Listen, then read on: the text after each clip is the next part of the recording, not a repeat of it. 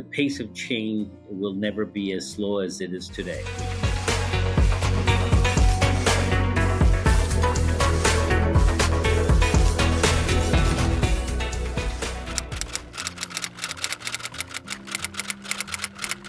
Well, I mean, for me, most of the students that I've talked to are doing their master's program to getting that 150 credits, right?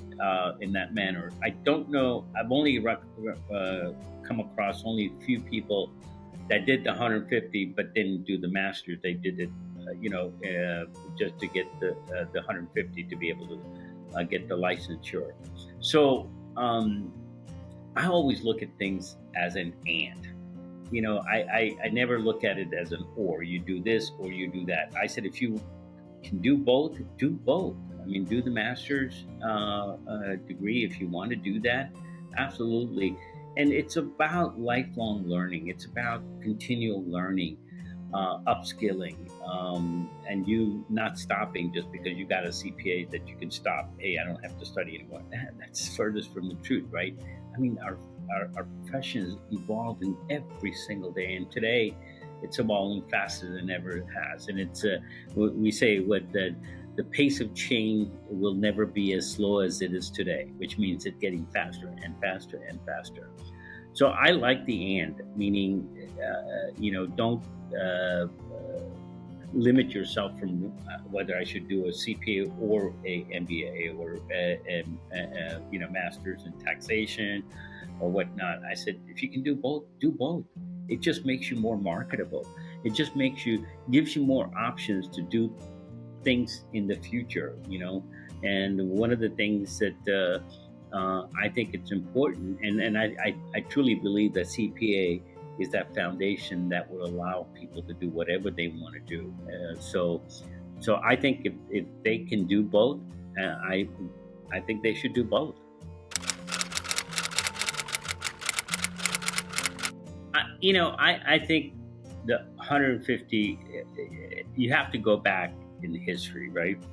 And one of the reasons I think the 150 came about was that 20 years ago, 30 years ago, there was a tremendous push from firms that as students were coming out, they just felt they weren't as prepared.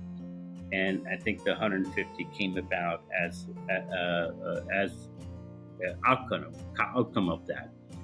One of the things that's really critical for us is and especially today's world, technology is everywhere. Technology is a huge part of our profession. So, you need that accounting, but you also need a lot of, coursework in technology, data analytics. And we also need to emphasize and focus on soft skills, communication, whether it be, critical thinking, and all of those things. I think all those skill sets are important. But you're also looking for an individual that's kind of well-rounded. And one of the things, I get asked a lot is why don't we define what those additional 30 hours should be? And I think part of it is we want flexibility. We want people to be able to say, well, I did my degree in X, and now I don't feel like I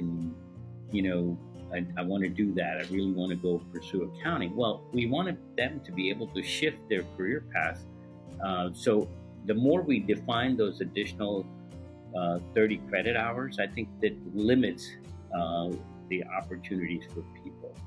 But people, I will tell you, I wasn't one of those that, back in the 80s, we still had 120 credits, so I did.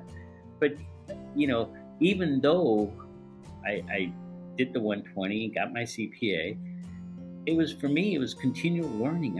I learned so much, and it was constant learning for me, and I'm hoping that fits into that 150 model. And when the students are coming out and get their licensure, they're a little bit more complete individuals. So they have some of those soft skills that are already built in. For me, soft skills was, I learned those joining organizations, volunteering my time. So those skill sets were developed by me being heavily involved in different organizations. And I'm hoping that the students today would try to get that during the school, during their school years.